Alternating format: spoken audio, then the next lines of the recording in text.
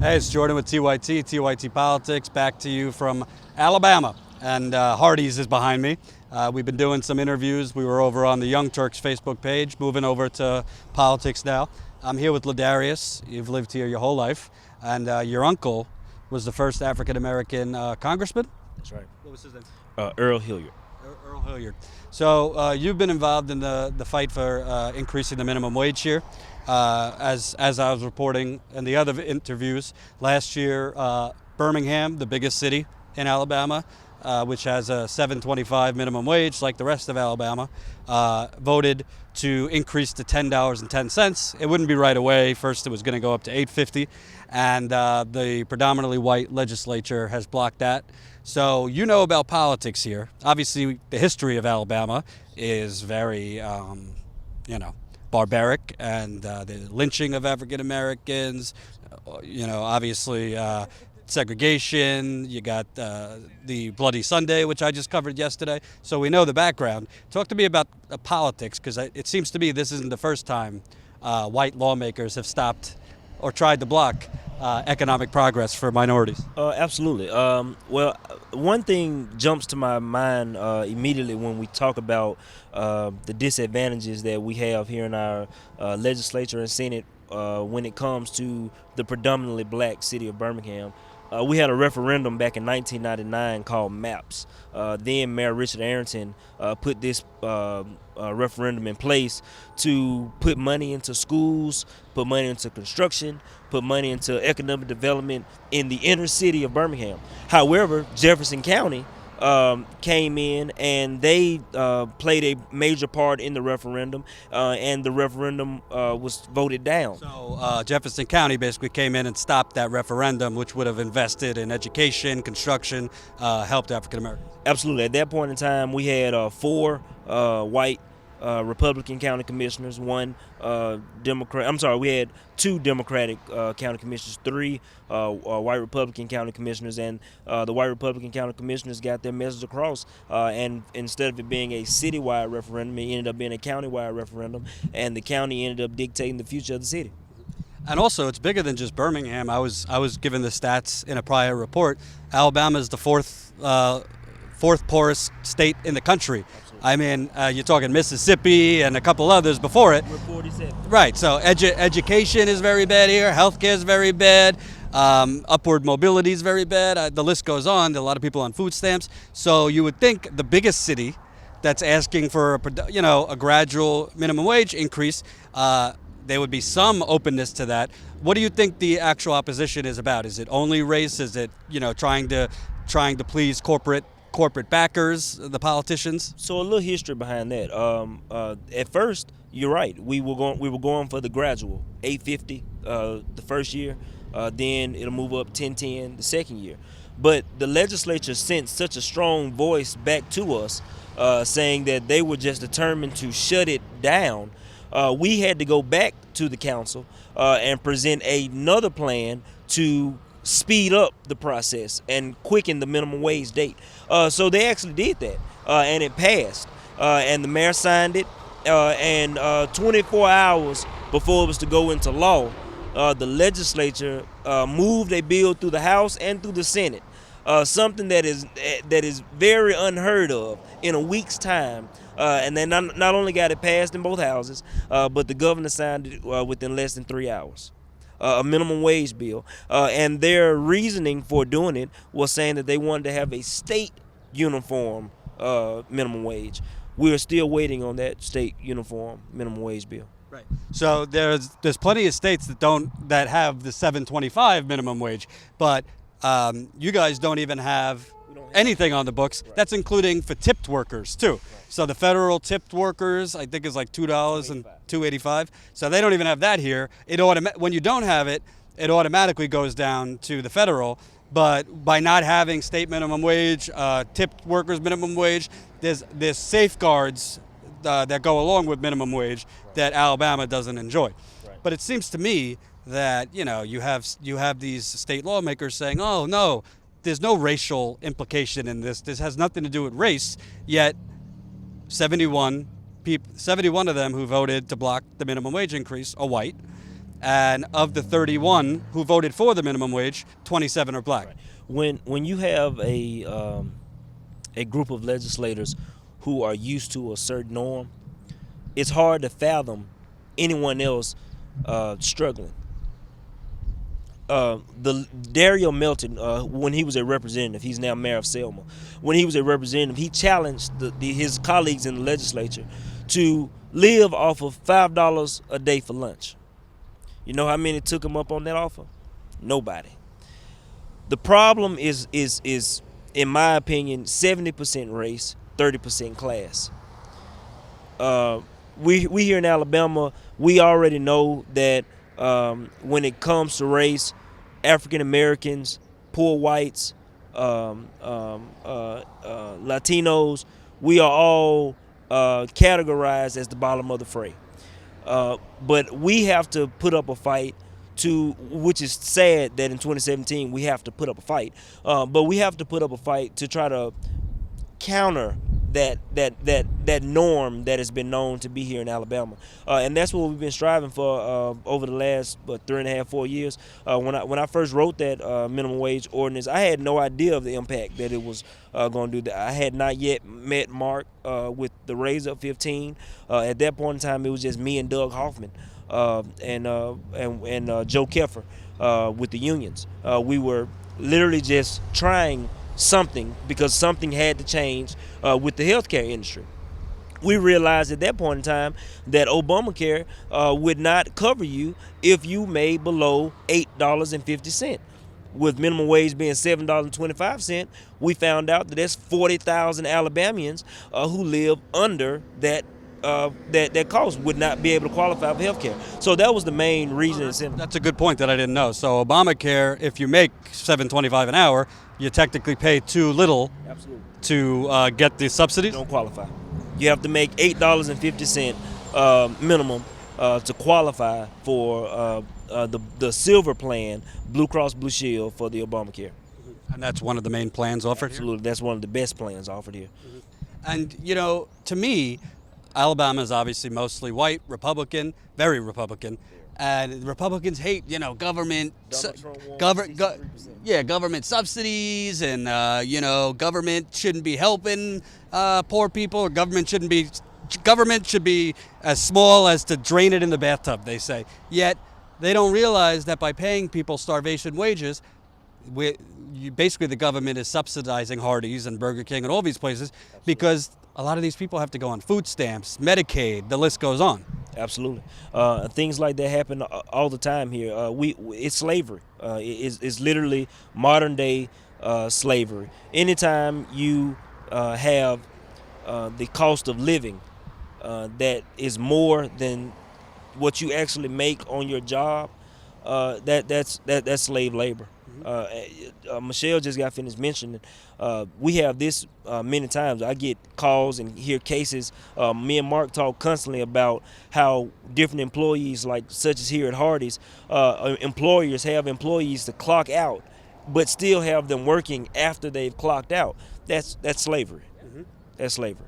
And that's just something that we're not going to tolerate here. I'm also the president of Jefferson County Millennial Democrats, and our organization have been committed to moving in a progressive way in leadership when it comes to politics. We have a mayor, council, and a school board race coming up in August. We have a state legislative race for a special election tomorrow. We have endorsed candidates in all these different fields, and we'll continue to do that and try to get new, young, progressive leadership in office to help move the city forward and actually hear the voices of the people that are, for lack of a better word, at the bottom of the totem pole. Well, I also think there's an element that's bigger than just Alabama, and people might wonder, well, Jordan, there's a gazillion places with fast food workers, and there's plenty of states that only pay $7.25. Why Alabama? Well, because besides the racial element, which is very important to me, you have, I think, a lot of these southern states that many people would think, oh, they don't even know what a progressive is. But a lot of them actually have communities building up with progressive movements. So Birmingham is one of them.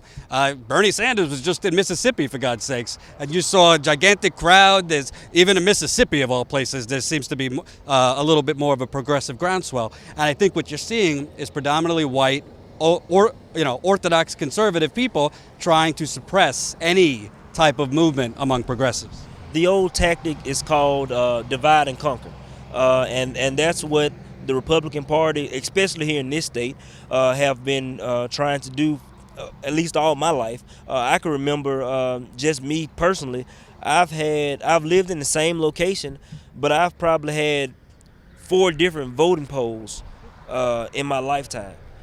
So that speaks to how you mix the message and you split the voting polls and you separate the people, you scramble them to go vote. We as a culture, we have certain things that we tend to do as African Americans. Going out to vote, that's not one of the top priorities on our list, even though it should be. However, when we do go out to the polls and vote, once we get in and we see that that's not our voting poll, we don't go and try to find out, well, where is our voting poll? And the Republicans here know that, and they have done a great job of splitting the voting boxes up. Like I said, I've had four voting locations in my lifetime, and I've lived at the same address. And let me ask you, you see a guy like Jeff Sessions. He's now the Attorney General. I actually think he should not be Attorney General for reasons much worse than Russia. We found out the other day that when he was even younger, he was trying to block desegregation in schools around here. Sided with the Ku Klux Klan. I mean, to me, it just doesn't look right. But that man came from Alabama, so I think it's not to say all Alabama politicians are racist or anything like that. But this guy, he's already in practice. He's trying to decriminalize. He doesn't want to do investigation into police departments. He's trying to enhance the prosecution on marijuana, all these things. So I think there's a culture here in Alabama of trying to criminalize certain groups, trying to criminalize certain cases, and the governor trying to build 4 mega prisons. So it seems like persecution, prosecution, criminalization, but not education, infrastructure, or investment. We have a situation right now, and I'm sure you're not aware of it. I'm going to bring you up to speed. We elected a Democratic district attorney. His name is Charles Todd Henderson. Charles Todd Henderson is accused of perjury. He was indicted. He was suspended before ever taking office. The Democratic district attorney was indicted and accused of perjury. Lying about what? It was some child ad litem case. It was a child custody case. Here we have the Attorney General, who we have on video lying in a Senate confirmation hearing. That's called perjury. He gets to recuse himself from the Russia probes. It's something called right. I mean, I'm not, I'm really not the one to call people racist. It is facts are facts. I am. Jeff Sessions is racist. Last question. So for viewers, the viewers for the Young Turks, very activist. They like to help whatever way they can. A lot of them might say, "Oh, what can I do? I live in Michigan, not Alabama." What can people do? Because I think whether it's black, white, progressive people in general, I think need to stop letting themselves get stampeded over. It's not just Hardee's, it's not just Burger King, it's not just the fast food industry. But what can people do from their communities to support your guys' efforts and efforts in other southern states, predominantly Republican states, to get more exposure to these issues and apply more pressure? Because we know politicians, Democrat or Republican, they only do something or change something if there's a fire lit under their ass. Right. So I'm of the motto, I go with what I know works. So there are 3 or 4 individuals or groups that I know is invested in the fight, and they have an actual heart to fix the problem here. Mark Miles with Raise Up 15, myself here with the Jefferson County Millennial Democrats, Scott Douglas with Greater Birmingham Ministries, and Doug Hoffman with the Engage Alabama. Any one of those, us 4 individuals, we all have our own organizations, but all of our organizations work together, and we've all been working very hard on this particular issue as far as raising the minimum wage, and not just raising the minimum wage, but addressing poverty. That's the problem. Minimum wage ain't the problem. because anybody can raise the price of minimum wage. We also have to make sure that we raise the cost of living according to the cost of inflation that adjusts to the minimum wage. I also think it goes from mindset, because we covered yesterday the annual crossing of the Edmund Pettus Bridge, and this needs to be looked at as a civil rights issue, because it is. I mean, I don't want to hear from the trolls this isn't a racial issue. It is a race issue. When you got 71 lawmakers voting to block minimum wage that are all white, they're blocking minimum wage for a city, the biggest city, that's 74% black. I don't know. Seems like there's something up with that. So you can't just cross the bridge once a year. If you care about, rights for everybody, equal rights, you got to stand with people. And by the way, there is many communities and states around the country where it's poor white people that are being screwed. Just here in specific, with the history of Alabama, to me, it's more of a racial thing. Here in Alabama, the poor white people are in the same boat with us blacks. We we brought them into our family a long time ago, and that's just how the upper class white supremacist Republicans in Alabama think. They put us all in the same class. They don't think about that, which is why I say it's not all about race. It's also about class, because they'll hug and hang around and be friends with a rich black guy just as quick as they'll be friends with a rich white guy. How much money in your pocket? And that's what we're trying to do. We're trying to get people more money in their pocket. Because gee golly, if people have more money in their pocket, oh my God, they could go spend money in the economy, and the economy could do better. The economy might grow. That is the thought. When we came over with this concept, we even put that in once you talk with Councilman Austin this evening. He knows me and him has had various meetings, not just one-on-one, but in our groups. Because I brought this ordinance to the mayor first, and then to Council President Austin second. Council President Austin picked it up, and he carried the torch as a council person supposed to do, because the mayor can't put stuff on the agenda. But he was very proactive in helping us. But he knows the struggles that we went through. We organized the 1010 Coalition in Tuscaloosa. We organized the 1010 Coalition in Gaston. We organized the 1010 Coalition in Huntsville and here in Birmingham. And so we literally have went all around the state trying to get other municipalities to go ahead and pass an ordinance before the state came in to take over, because we already knew that once they came in and took over, it was going to... That's part of it too, because if they give an inch to Birmingham and let Birmingham raise their minimum wage, then these other places are going to raise their minimum wage, and then their donors, the corporations that really run the government, aren't so happy with their lawmakers. But the problem that I have with this whole thing, they could have done it all along. They just blocked it in 2016. Minimum wage been $7.25 since 2003. The cities could have been, if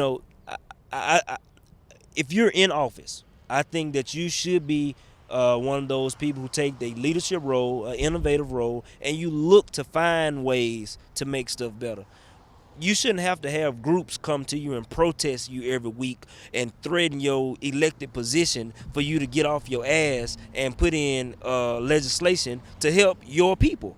That does not make sense to me. And that's what we're trying to eradicate here. We got a lot of people in office right here in Jefferson County, in Birmingham, and I'm not just talking about white people. We got black people who don't stand up for black people. And we getting rid of them. Absolutely. Thank you, sir. I appreciate it. Yeah.